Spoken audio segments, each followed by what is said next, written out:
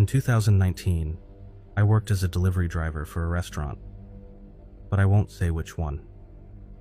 I had been doing delivery work for a while, and I really enjoy it.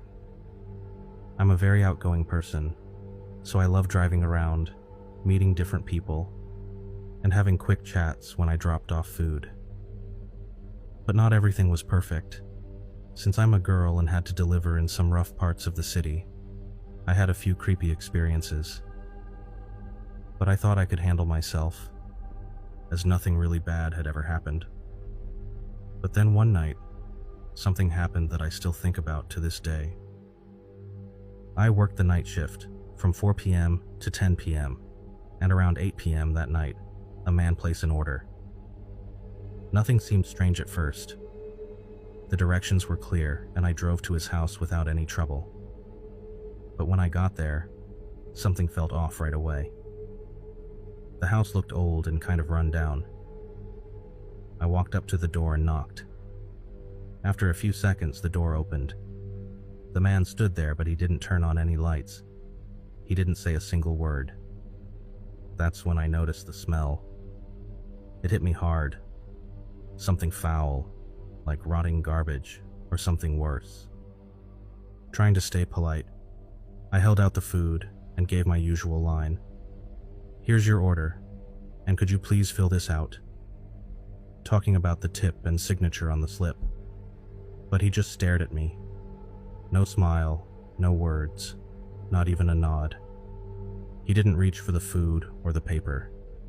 Just stood there in the dark, silent, with that awful smell around him.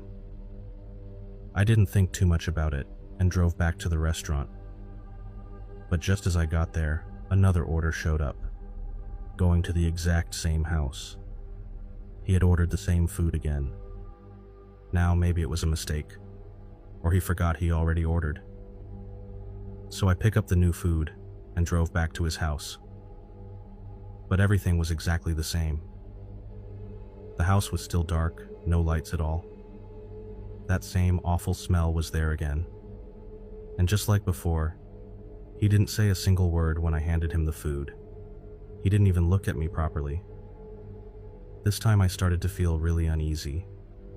Something didn't feel right. But I just got back in my car and drove back to the store. When I got back to the store, I saw something that made my stomach drop. Another order had come in, for the same exact house. It was the third time now, and he had ordered the same food again. I told my manager how strange it was. I said, "This is the third time tonight. Same house, same order, and the guy doesn't talk or turn on any lights. It feels off." But my manager just shrugged and said, "Maybe he's just hungry. Go ahead and take it." He didn't understand how creepy it felt. I didn't want to go, but I also didn't want to argue. So I grabbed the order, got in my car, and drove back to that dark house again. When I knocked, he opened the door just like the last two times. Still no lights. Still that horrible smell. I tried to make a joke to lighten the mood. I said, "You know, you can order more than one sandwich at a time, right?" But he didn't smile. He didn't laugh. He didn't even blink. He just stood there in silence, then slowly closed the door again without saying a word. This time I walked back to my car much faster. Something about all of it felt too strange, like I was walking into something I didn't understand. I was really creeped out and I kind of ran back to my car as fast as I could. But before I drove off, I looked back at the house. That's when I noticed something different.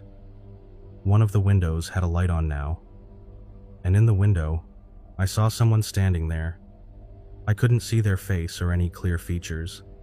It was just a shadowy figure. I guessed it was the same man who kept ordering, but I wasn't sure.